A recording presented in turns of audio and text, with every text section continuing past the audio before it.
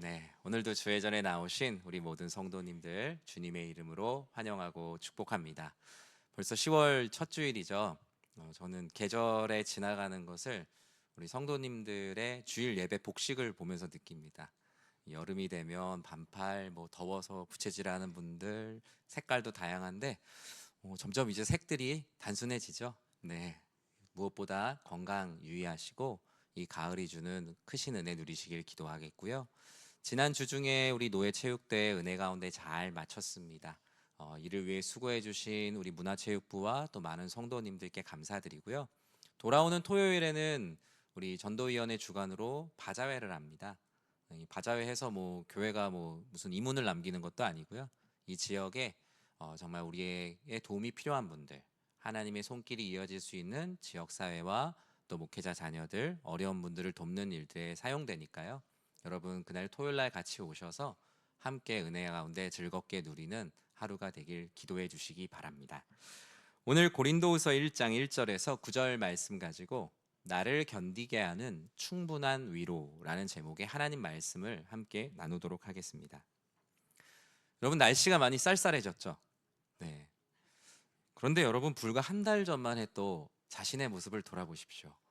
덥다고 아우성 쳤던 것이 저를 비롯한 우리들 모두의 모습이었잖아요. 그런데 이제는 그런 아우성을 이제 꼬깃꼬깃 우리의 이 바뀐 옷 사이로 여며야 될 때가 온 것 같습니다. 우리 옆에 있는 분들과 이렇게 인사했으면 좋겠습니다. 가을까지 오시느라 고생하셨습니다. 네. 오늘 우리가 맞는 가을은 누군가에게는 너무나 기다렸던 가을이에요. 저절로 맞이하게 되는 것은 아니죠. 하나님께서 주시는 이 10월에 많은 은혜들 충만하게 누리는 우리 모든 성도님들 되시길 진심으로 축복합니다. 어떤 일을 하다가 여러분 도저히 못하겠다 그럴 때가 있죠. 그게 내가 그만둘 수 있는 일이면 괜찮은데 그렇지 않은 일들도 있겠죠.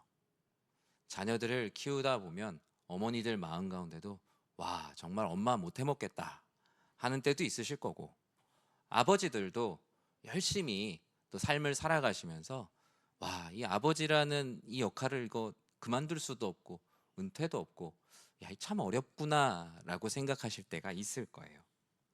직장 생활을 하시는 분들 가슴 속에 사표 한 장씩 갖고 다닌다는 말들이 있잖아요. 얼마나 그만두고 싶은 순간들이 있으십니까? 사업을 하시는 분들, 아니면은 돈이 되지 않는 일이라 하더라도 누군가를 위해 헌신하는 일들에 한계가 올 때가 있죠. 교회에서 우리 하나님과 우리 교회와 성도님들을 섬기는 봉사의 자리도 와 정말 못하겠다라는 순간들이 순간순간 찾아옵니다. 이유는 다양해요.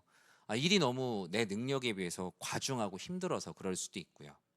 내 상황이 바뀌어서 그럴 수도 있고, 아니면 너무나 단조롭고 지루하기 때문에, 아니면 여러 가지 이유로 우리는 그만두고 싶다라는 한계에 부딪힐 때가 있습니다.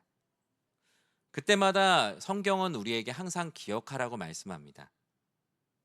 우리들의 인생의 가치는 우리 스스로가 정하는 것이 아니라는 것. 타인의 시선이나 평가로 가치가 매겨지는 것 또한 아니라는 것. 우리 인생의 가치는 우리에게 인생을 선물로 주신 하나님, 그 하나님께 있다는 사실이 이 세상의 고난과 풍파를 견딜 수 있는 충분한 위로라고 성경은 우리들에게 말씀하기 때문입니다. 말씀을 준비하면서 이 고린도 전후서의 수많은 말씀 중 어떤 말씀을 전할까 몇 주 전에 본문을 정하면서 고민을 했었어요. 사실 이 고린도 전서랑 후서가 되게 다르거든요. 왜냐하면 서로 다른 시기에 쓰여진 서신이기 때문이에요. 고린도 전서를 보면 각종 논쟁들이나 사건과 사고, 그리고 교회 안에 지금 어려움에 봉착해 있는 것들에 대해서 질문에 대한 답변, 즉 해결책을 계속 제안하는 말씀들이 고린도 전서에 많이 기록이 돼 있어요. 마치 수많은 환란 속에서 그리스도인들이 어떻게 살아가며 교회가 어떤 모습으로 살아갈지에 대한 구체적인 방법론들이죠. 분파를 짓지 마라. 결혼과 금혼의 문제는 무엇인가? 우상에게 바쳐진 제물의 고기는 먹어도 되나 먹지 말아야 되나? 예배를 지금 이렇게 드리는 것이 맞나? 성령의 은사란 무엇이며 그 은사는 교회 공동체 가운데 어떻게 쓰여야 하나? 부활이란 과연 무엇이며 현재 있는 교인들에게 그것은 무슨 의미가 있는가? 교인들이 궁금해하고 서로 논쟁이 되었던 부분들을 바울이 하나씩 하나님의 마음으로 답을 해주는 것이 고린도 전서의 말씀이었다면, 고린도 후서는 그런 방법적인 문제들은 다 해결이 됐어요. 지난주 우리가 나눴던 말씀의 제목처럼 어쩌면 본질이 아닌 대수롭지 않은 문제들은 이제 싹 정리가 되다 보니 본질적인 부분에서 나는 왜 하나님을 믿고 있지? 나는 왜 신앙생활을 하고 있으며 나는 왜 기도를 하고 나는 왜 하나님이라는 분을 의지하며 살아가는가에 대한 본질이 이제 비로소 싹 떠오르기 시작했어요. 바울은 이런 수많은 질문의 공세들 속에서 성도들에게 많은 답을 주었고, 분명 고린도 교회는 내부적으로 논쟁이 있는 부분들을 잘 정리할 수 있는 계기가 됐어요. 근데 이에 이어진 오늘 본문의 고린도 후서는 고린도 교회에서 들려온 소식들로 인함이었어요.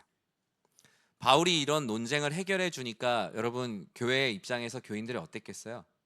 고마웠겠죠. 그런데 생각보다 고마운 피드백이 바울에게 오지는 않았어요. 오히려 어떤 피드백이 왔냐면, 속된 말로 이런 거예요. 네가 뭔데 우리 교회를 뭐 이래라 저래라 다 그렇게 얘기하는 거야. 우리가 우리대로 하는 거지. 당신이 무슨 권리가 있길래, 심지어 고린도 교회를 세웠는데 무슨 권한이 있길래 우리에게 이렇게 저렇게 하냐라는 반대하는 분파들이 있었거든요. 바울은 이 고린도 후서를 쓸 때 마음이 속이 상할 대로 상해 있었어요. 인간적인 마음으로는 고린도 교회에 더 이상 하나님의 마음으로 권하고 싶은 생각이 없는 상태죠. 그럼에도 불구하고 왜 하나님께서는 바울을 통해서 고린도 교회에 또 다시 권면하게 하실까? 바울이 무언가 놀라운 변화를 경험했기 때문이에요.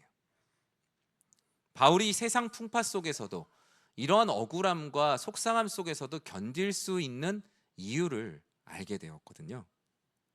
그 위로는 바로 위로부터, 오직 하나님으로부터 오는 위로라는 것을 깨닫고 이 놀라운 은혜를 교인들과 함께 나누고 싶었어요. 그러니까 고린도 전서는 어떤 일은 어떻게 해라, 어떤 일은 어떻게 해라라는 이야기라면, 고린도 후서는 아주 단순한 교회란 무엇이며 우리는 어떤 신앙생활을 해야 되는가에 대한 본질적인 부분들을 더 많이 다루고 있습니다. 성경에 자세히 기록이 되어 있지는 않지만 사실 바울은 이 당시 몇몇 교인들로부터 모멸감을 느낄 정도의 인격적 공격을 많이 받았다라고 학자들은 기록을 합니다. 그런데 사실 바울은 이런 모욕들에 익숙한 사람이에요. 이전에 복음을 전하다가 돌에 맞아갖고 죽었어요. 그러니까 죽은 줄 알아서 사람들이 성 밖에다가 내다 버렸는데 밤이 되니까 뭔가 서늘한 가운데 깨어난 거예요. 죽은 게 아니라 의식을 잃었던 거죠. 그런 일들도 바울이 성경에 경험했다라고 말하고, 탈출을 하려고 성벽의 바구니로 내려진 적도 있었어요. 억울한 가운데 감옥에 갇히고 모욕을 당하고 감옥에 갇힌 일들은 뭐 성경이 다 기록하지 못할 만큼 이미 많은 비난과 모욕은 너무나 익숙해져 있는 바울이었어요. 근데 이번은 좀 달랐어요. 여러분, 몸과 마음이 건강할 때는 뭐 주변에서 누가 조금 뭐라고 하거나 아니면 힘든 일이 있어도 이겨낼 수 있는 힘이 있잖아요. 그런데 몸과 마음이 되게 약해져 있을 때는 그냥 살랑 부는 바람이나 예전 같으면 고난이라고 생각하지 않았던 일도 감옥에 갇히고 매에 맞고 돌로 맞는 것보다 더 마음이 아프고 힘들 때가 있죠. 그런 힘든 가운데 바울을 견디게 한 충분한 위로, 바울은 나 혼자만 알고 있기가 뭐해서 교우들과 함께 나누고 싶었던 거예요. 바울이 인생의 고난을 견디는 충분한 위로로 첫 번째로 깨닫게 된 것은, 내가 고난을 견딜 수 있었던 이유는 이 위로가 하나님께서 주시는 위로였구나. 하나님께 받는 위로였기 때문에 내가 지금까지 올 수 있었구나라는 것을 교우들과 함께 나누고 싶었어요. 3절 말씀 우리 같이 한번 읽어볼까요? 찬송하리로다. 그는 우리 주 예수 그리스도의 하나님이시요 자비의 아버지시요 모든 위로의 하나님이시며. 아멘. 바울은 마상, 소위 마음이 상한 상태에서 고린도 교회 교인들을 향한 편지의 처음을 이렇게 시작했어요. 나 그때 사실 속상했다, 억울했다, 이런 이야기가 아니라 하나님을 찬송할 그 이유를 발견했다고 그 편지의 처음을 써요. 하나님 찬송합니다. 하나님은 주 예수 그리스도의 하나님이십니다. 하나님이 십자가에 못 박히신 예수 그리스도의 하나님이십니다. 유대인들과 이방인 모두를 구원하시기에 부족함 없는 하나님임을 찬송하고 있어요. 그리고 자비의 아버지시요 위로의 하나님이라고 또 고백합니다. 오늘 본문은 하나님을 모든 위로의 하나님이라고 소개해요. 모든 위로의 하나님, 직역하면 모든 고난을 담기에 충분하신 하나님이라는 표현이에요. 우리는 우리의 고난을 우리가 임의로 분리할 때가 있죠. 이건 하나님이 도우실 수 있는 일, 이건 하나님이셔도 도울 수 없는 일처럼 내가 해보려고 하는 일들이 많이 있어요. 그런데 바울은 고린도 교회 교인들에게 말해요. 하나님이 여러분의 고난이 아무리 다양하고 하나님의 손길이 미치지 않는다고 스스로 착각한다 할지라도 하나님께서 담지 못할 여러분들의 고난은 없다고요. 바울은 자신이 깨달은 그 비밀을 교우들과 함께 나눴어요. 이 위로는 그냥 일반적인 위로와는 달라요. 이 모든 위로의 하나님, 모든 것을 담기에 충분하신 하나님의 위로는 일반적인 위로가 그냥 우리의 마음을 쓱 읽고 가는 그런 위로라면, 이 모든 위로의 하나님의 위로는 읽고 가는 정도가 아니라 마음을 읽고 마음을 완전히 풀어주시는 구체적인 해결이 있는 위로라고 성경은 말씀합니다. 4절에 이렇게 말씀하고 있어요. 같이 읽어보겠습니다. 우리의 모든 환난 중에서 우리를 위로하사 우리로 하여금 하나님께 받는 위로로서 모든 환난 중에 있는 자들을 능히 위로하게 하시는 이시로다. 아멘. 바울은 고난을 견디는 충분한 위로의 실체를 하나님께 받는 위로라고 소개하고 있어요. 내가 이렇게 인생이 힘들었는데 어떻게 내가 지금도 이렇게 살아있지? 그 위로가 하나님께 받는 위로였구나라는 것을 내적으로 깨닫게 되었어요. 이 하나님께 받는 위로라는 것은 위로부터 오는 위로, 오직 이 땅 가운데 있는 위로가 아니라 이 세상을 창조하신 창조주 하나님의 세계로부터 오는 주어지는 위로라는 것을 알게 되었죠. 우리는 고난이 있을 때 어떻게 합니까? 스스로 자기를 먼저 위로해 보려고 합니다. 내가 스트레스를 풀려고 어떤 일을 해보기도 하고, 내가 좋아하는 일을 함을 통해서 고난을 잊으려고 하죠. 아니면 잔뜩 술을 마시거나, 아니면 내 그 고난을 기억하지 않을 만큼 즐거운 일들을 하면서 고난을 내 방 밖으로 밀어내 보려고 하지만, 고난의 실체는 여전히 우리들의 구석에 여전히 자리 잡고 있음에 더 절망합니다. 그러다 되지 않으면 고난을 옆에서 찾죠. 그 위로받을 이들, 가족들, 친구들, 많은 분들에게 위로를 받지만 그 위로는 우리의 마음을 읽고 지나가는 위로지, 읽고 완전히 그 근원까지 매듭을 풀어줄 수 있는 위로가 되지는 않거든요. 바울은 지금 이 순간 자신이 수많은 고난을 견뎠던 그 위로의 실체가 하나님께 받는 위로였구나, 이 하나님께 받는 위로를 우리가 사모하자라면서 고린도 교회 교인들에게 편지를 썼던 거예요. 이 위로부터 오는 하나님께 받는 위로는 모든 환난을 담기에 부족함이 없습니다. 모든 환난을 견디기에 충분한 위로이며 그 어느 것 하나 주의 위로의 손길이 닿지 않을 곳이 없다고 말씀하고 있어요.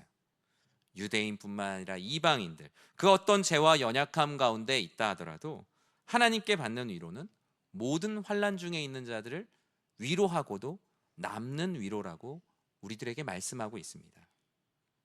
이 하나님께 받는 위로는 파급력이 있죠.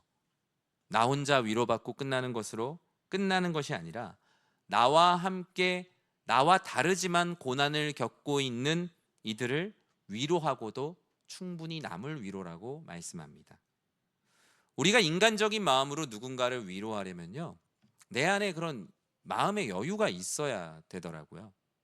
그렇지 않으면 마음이 힘든 사람을 오히려 이해하지 못하고 나는 더 힘든데 라고 생각할 때가 있죠. 우리가 누군가를 위로하고 싶다면 우리는 내가 먼저 하나님께 받는 위로를 경험해야 돼요. 누군가에게 예수님의 사랑을 전하고 싶다면, 누군가를 정말 진정으로 위로해 주고 싶다면 가장 먼저 해야 되는 일은 그 사람을 위로하러 가는 게 아니라 하나님께 받는 위로로 나를 충만케 하는 성령의 충만함이 우리들에게 필요해요. 저도 성도님들을 만나서 기도를 해드리고 신방을 가서 말씀을 전하고 주일에 이렇게 성도님들께 말씀을 전하잖아요. 그런데 제 안에 그런 충만함과 그 영적인 어떤 여유나 풍성함이 없으면 정말로 이게 힘들더라고요. 미천이 있어야 장사를 한다는 것처럼 그건 단순히 돈뿐만이 아니라 누군가에게 말씀으로 위로하고 기도해 줄 수 있는 것의 힘은 나의 어떤 신앙의 경력이나 의지에 달려 있는 게 아니라 내가 하나님으로부터 충만한 위로를 받고 있는가, 내가 하나님으로부터 충만한 말씀의 은혜를 받고 있는가로 누군가에게 위로할 수 있는 위로의 크기가 정해집니다. 저는 우리 사랑하는 성도님들이 하나님께서 주시는 위로로 충만하여서 여러분 스스로뿐만 아니라 여러분의 가족, 함께 예배드리고 있는 공동체 서로를 위로할 수 있는 모두가 되시길 진심으로 축원합니다. 이 하나님께 받는 충분한 위로가 무엇인가 말씀을 준비하면서 이렇게 생각을 해보다 보니까 저는 이게 대학교 3학년 때가 떠올랐어요. 대학교 3학년 때 한참 취업을 막 준비하고 있을 때였어요. 되게 불안하더라고요. 이게 부모님이 저를 대단히 도와줄 수 있는 상황도 아니고, 형제 둘이지만 둘인데도 이 장남이라는 게 나름 되게 부담되더라고요. 그러니까 내가 잘 돼야 된다라는 생각을 어릴 때부터 되게 많이 했던 것 같아요. 생각만 많이 하고 열심히 하진 못했던 것 같아요. 근데 그때는 더 그랬던 것 같아요. 대학교 3학년 1학기, 2학기 지나면서 참 많이 불안하고 두려웠던 것 같아요. 그래서 저도 그때 불면증이라는 게 뭔지 처음 알았어요. 약을 처방에다가도 먹어보기도 했고 아침까지 잠을 못 잘 만큼 되게 항상 걱정이 많았던 것 같아요. 그러다가 이게 학교를 갔다 오는 길에 그 학교 앞에 교회에서 금요 기도회 이렇게 하는 안내 그게 있더라고요. 교회 앞에 예배 시간 안내라는 게 그렇게 큰 의미가 있나 했는데 그때는 그걸 보고 시간을 보니까 지금 시작하겠구나라고 해서 한 번도 가보지 않은 교회를 가보게 됐어요. 학교 앞에 북악교회라는 교회였어요. 지금 이렇게 인터넷 지도 거리뷰를 찾아보니까 그때 교회랑 외관이 너무 달라졌더라고요. 새로 지어서 지금 되게 이렇게 예쁘게 현대식 건물로 되어 있는데 그때는 이제 오래된 교회였거든요. 그래서 보통 이제 우리 교회처럼 금요기도회 하면 저 뒤에 맨 뒤에 앉아서 그냥 말씀 듣고 기도하다 가야겠다 하고 금요기도회 하는 곳에 공간을 딱 열었는데 큰일 났다는 생각이 들었어요. 왜냐면 신발을 벗고 들어가는 곳인 거예요. 마룻바닥, 금요기도회 하는 데가 그런 데예요. 근데 사실 신발을 벗고 들어갔다가 다시 신발을 신고 나오기가 좀 곤란하거든요. 이게 주목이 되잖아요. 그리고 금요기도회를 드리는 인원이 되게 많은 줄 알았는데 한 열 몇 분의 성도님들이 그것도 동그랗게 앉아 있는 거예요. 그래서 이쪽에 와서 앉으라고. 그런데 아무리 생각해도 내가 여기에 앉아도 이게 앉아도 되나? 근데 이제 들어갔으니까 가야 되잖아요. 그래서 기도회를 했어요. 근데 말씀도 기억이 지금은 당연히 안 나고 기도회 어떤 기도를 했는지 기억은 안 나지만 한 가지 분명히 기억나는 건 있어요. 기도회가 끝날 때 옆에 있는 분을 위해서 기도하는 시간을 갖자고 하셨어요. 그랬더니 제 옆에 있는 정말 꼬부랑 할머니가 저한테 딱 오시더니 얼굴도 처음 보는데 오더니 손을 딱 잡더니 기도를 해주겠다고 하시는 거예요. 그분이 막 할머니가 이제 막 기도를 해주셨어요. 그리고 나서 그 예배당을 나오면서 제 마음 가운데 느꼈던 것은 하나님께서 주시는 위로라는 건 이런 거구나. 하나님께서 말씀을 통해서 예배를 통해서도 은혜를 주시지만 우리 한 사람 한 사람을 그 위로의 사도로 세우셔서 누군가의 손을 잡고 기도하심을 통해서 하나님께 받는 위로란 이런 거구나 라는 것을 이렇게 깨닫고 이게 은혜를 받고 돌아왔던 때가 기억이 납니다. 전 요즘에 교회 사역을 이렇게 계획을 하고 기도하면서 더 단순해져야겠다라는 생각을 많이 했어요. 한국 교회가 너무 복잡하구나. 사실 교회란 무엇인가? 우리가 예배를 드리고 신앙생활하는 게 무엇인가? 되게 사실 단순한 건데 무언가 너무나 복잡해졌다라는 생각을 많이 했어요. 성도님들께서 예배드리러 오셨을 때 말씀으로 위로를 얻고 힘을 얻고 또 그 위로가 필요한 일들에게 다가가고 전하고 이런 모든 것들을 더 단순 명료하게 하지만 더욱더 강하게 해나가야겠다는 생각을 참 많이 하게 됐습니다. 여러분은 요즘 무엇을 견디고 계십니까? 한번 생각해 보세요. 무엇을 견디고 있는가? 여기서 견딘다는 것은 모든 것을 말하는 것은 아니에요. 사실 우리가 참고 인내하는 것 중에 다 하나님의 영광을 위해서만 여러분 참고 인내하고 계십니까? 아니죠. 내 욕심 때문에 참는 것도 많아요. 내 욕망 때문에 막 견디면서 나를 막 갉아먹고 있을 때도 있어요. 하나님은 그런 사람이든 그리스도의 고난에 참여하는 이들이든 모두 다 너희는 하나님께 받는 위로가 필요하다고 말씀합니다. 때로는 우리의 욕심 때문에 오롯이 견디고 있는 시간이라 할지라도, 때로는 그리스도인으로 살면서 어려움 가운데 있을지라도 하나님께 받는 위로를 여러분들의 기도의 자리에서 구하십시오. 그러면 하나님께서 반드시 여러분의 고난에 응답하시고 크신 위로를 더하여 주실 줄 주님의 이름으로 축원합니다. 바울은 고난을 견디는 충분한 위로로 두 번째로 그가 깨닫게 된 것은 참 용납하기 어려운 일이지만 고난이 있는 곳에 반드시 위로가 있다라는 것을 바울은 알게 됐어요. 1장 5절 말씀을 우리 같이 한번 읽어볼게요. 그리스도의 고난이 우리에게 넘친 것 같이 우리가 받는 위로도 그리스도로 말미암아 넘치는 도다. 아멘. 고난이 넘친 것 같이 위로도 넘친다. 저는 학생 때 제가 신앙적으로 무언가 참 많은 어려움 가운데 있을 때 이런 말씀들을 되게 싫어했어요. 왜 굳이 고난과 위로를 동전의 양면처럼 이렇게 붙여 놓으셨는가? 뭐 하나님의 백성이면 그냥 계속 위로만 해주시고 사랑만 해주시면 되지 않을까? 가정의 성장기 때 어려움이 있을 때 어머니나 아버지가 교회 가셔서 기도하시는 모습이 그렇게 한심하고 답답하게 느껴질 때가 너무나 많았어요. 아니 지금이 교회 가서 기도할 때냐? 지금 집안의 산적한 문제들을 해결하려면 이 시간까지 쏟아 넣어야 문제를 해결해야 될 판인데 왜 교회 가서 기도하고 있는지 너무나 답답하게 느껴질 때가 많았어요. 바울 역시 아마 이해하기 어려운 시간을 많이 보냈을 겁니다. 하나님께서 모든 순간순간에 모두 다 답을 주시진 않았어요. 하지만 항상 하나님께서 나를 선한 길로 인도해 주실 것이라는 확신이 그를 이 고린도 후서를 쓸 때까지 계속 인도하고 있어요. 몸과 마음이 많이 지쳤죠. 왜 내가 하나님의 일을 하는데 이렇게 고난을 당해야 하는지, 내가 신앙생활을 열심히 하면서 우리 자녀들도 하나님 믿었으면 좋겠다는 마음에서 자녀들에게 믿음을 권면하는데 내가 왜 자녀들로부터 모욕적인 말을 들어야 하는지, 내가 배우자의 영혼 구원을 위해서 기도하는데 왜 내 모습을 한심하게 보는 것을 내가 감내해야 하는지, 바울뿐만이 아니라 우리들도 이유를 알 수 없는, 대답이 없는 수많은 고난들 가운데 있을 때가 있죠. 하나님께서 바울에게 하나의 깨달음을 주셨어요. 바울아, 나를 위한 고난이 있는 곳엔 반드시 나의 위로가 있단다.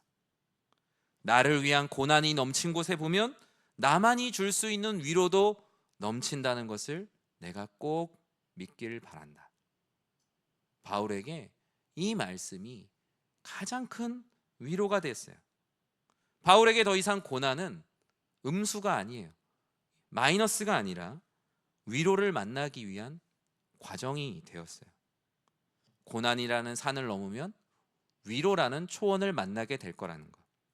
고난은 끝이 아니라 충분한 위로를 만나는 이정표라는 것을 알게 돼요. 마치 우리가 고속도로에서 목적지가 있는데 어디 내가 가려고 하는 곳이 몇 킬로 남았다, 10킬로 남았다, 20킬로 남았다 하는 것처럼 바울에게는 이제 이 고난이라는 것이 하나님께서 주시는 위로가 얼마 남지 않았다라는 증거가 됐어요. 즉 바울은 예수 그리스도의 마음을 알게 된 거예요. 예수님의 고난과 위로를 생각해 볼까요? 예수님께서 제자들이 서로가 내가 최고라고 싸우고 냉랭하던 그날 밤 저녁 식사회 때 예수님에게는 인간적으로 얼마나 내적인 고난이었겠습니까? 나와 함께한 3년 동안 함께했던 이들이 서로 누가 최고 제자냐 가지고 싸우고 하는데 그 안에서 어떤 마음이었겠어요? 하지만 주님에게는 그 고난 역시 내가 이제 십자가를 질 때가 되었구나라는 하나님의 섭리에 대한 위로로 주님은 그 모든 것을 감당하십니다. 예수님께서 십자가에 못 박히실 때는 어떠셨겠어요? 이제 성부 하나님의 뜻이 이루어져서 이 그리스도의 십자가를 믿는 사람들에겐 구원이 임하겠구나. 예수님에게 고난은 언제나 위로로 가는 하나님의 뜻을 이루기 위한 이정표로 사용되었어요. 바울은 그래서 이 예수 그리스도의 고난과 위로의 놀라운 비밀을 알게 되는 순간 내가 모든 고난을 이제 견딜 수 있겠구나. 이것은 나에게 이정표구나라는 사실을 알게 됐어요. 야고보서의 말씀에 이런 말씀이 있죠. 고난 중에는 주님께 기도하고 즐거울 때 주님을 잊지 않으며 병들었을 때 기도의 능력을 구하며 함께 기도하는 것. 그것이 인생이라고요. 고난, 즐거움, 병들었을 때 결국 우리의 인생 말하는 거 아니에요? 이 야고보서에서 말하는 건 무엇입니까? 흩어진 모든 그리스도인들이 삶의 어떤 상황이든 주님을 잊지 말자라는 말씀인 것이죠. 바울은 고난을 견디는 충분한 위로로 그가 세 번째로 깨닫게 된 것은 나의 고난이 누군가의 위로가 된다라는 사실입니다. 사실 이 말만큼 우리 연약한 인간에게 가혹한 것이 무엇이 있겠습니까? 저도 고난이 있는 곳에 위로가 있다, 나의 고난이 누군가의 위로가 된다라는 설교를 들을 때 신앙적으로 되게 무지할 때 이 말씀들이 되게 폭력적으로 다가왔었어요. 하나님께서 고난 뒤에 위로를 주시고 고난이 누군가의 위로가 된다. 하나님, 저 한 사람은 건사하며 살아가기도 힘든데 저의 고난이 누군가의 위로가 되기 위해 제가 고난까지 받아야 됩니까? 라는 생각을 참 많이 했어요. 우리가 일반적으로 수납하기 어려운 말씀이죠. 나의 고난이 누군가에게 위로가 된다. 고린도후서 1장 6절에서는 이렇게 말씀합니다. 우리가 환난 당하는 것도 너희가 위로와 구원을 받게 하려는 것이요, 우리가 위로를 받는 것도 너희가 위로를 받게 하려는 것이니 이 위로가 너희 속에 역사하여 우리가 받는 것 같은 고난을 너희도 견디게 하느니라. 이 말씀은 자칫 보면 바울이 나도 고난당하고 있으니 여러분들도 같이 고난 받읍시다, 같이 뭔가 끌고 들어가는 느낌이 들기도 하죠. 그런데 바울은 더 고차원적인 하나님의 위로를 깨달았어요. 내가 환난당하는 이유, 내가 만나는 모든 하나님께서 만나게 하시는 분들을 위로하고 그들에게 구원의 은혜를 주고자 나에게 이 고난이라는 상황을 주시는구나. 내가 누군가로부터 위로와 환대를 받는 이유도 내가 누군가를 위로하고 환대하기 위해서 하나님께서 하나님의 이름으로 누군가를 통해서 위로를 받고 환대를 받게 하시는구나. 이제 바울은 자신의 삶이 아니라 하나님의 섭리대로 살아가는 것에 대한 확신을 갖게 됐어요. 환난을 당하면 이 환난 또한 누군가를 세우기 위한 환난이구나. 내가 위로받을 만한 일이 있으면 내가 잘나서가 아니라 이 또한 누군가를 위로하고 격려하게 하심이구나. 이제 바울의 삶에서 고난, 위로 이런 것은 우열로 나뉘어지는 것이 아니라 그저 하나님의 일하심. 나의 삶에 어려운 일이 있든 즐거운 일이 있든 병든 일이 있든 답답한 일이 있든 모두가 하나님의 영광을 위해서 사용된다는 사실. 바울은 그리스도 예수 십자가에서 다시 한번 죽는 시간이 되었어요. 예수님도 그러셨겠죠. 십자가에서 못 박히실 때 저들을 용서해 달라고, 저들은 저들의 죄를 알지 못하기 때문이라고. 주님께서 십자가에서 고난을 당하시면서도 이로 인해 많은 이들이 사망 권세를 깨뜨리고 영원한 생명을 얻을 수 있겠구나라는 진정한 위로. 주님이 겟세마네에서 땀방울이 핏방울이 되도록 기도하실 때에도 하나님의 뜻이 이루어지겠구나라는 나의 고난을 통해서 누군가의 영혼이 세워지는 위로가 만들어지겠구나. 사랑하는 성도 여러분, 우리는 모두 이렇게 하나님께 받는 위로가 필요합니다. 고난 중에 있든 마냥 즐거운 가운데 있든 병 중에 있든 인생의 답답한 가운데 있든 우리 모두는 하나님께 받는 위로가 필요해요. 저는 목회자로서 성도님들을 신방하다 보면 가끔 주일날 이렇게 어떤 성도님들이 나와 계실 때 마음에 그런 생각을 합니다. 저분이 어떻게 예배를 드리러 나오셨지? 지금 저분의 삶에서 이 예배를 드리러 나오는 것이 과연 맞나? 목사인 제가 그렇게 생각할 때가 있어요. 이분에게 정말 급한 것은 이런 거 아닐까? 참 부족하지만 그런 생각을 해요. 근데 그분들은, 그리고 여러분들은 하나님께서 주신 지름길로 가고 있는 거예요. 이 시간 여러분 어떤 위로를 받으려고 왔습니까? 다 하나님께서 주시는 위로를 받으려고 왔죠. 경제적인 어려운 분이 있으면 사실 지금 가서 어디서 돈 버는 게 빠르지 않나요? 몸이 피곤하신 분들은 그저 주무시면서 컨디션 회복하는 게 더 위로가 되지 않나요? 그런데 여러분은 왜 예배 자리에 나오셨습니까?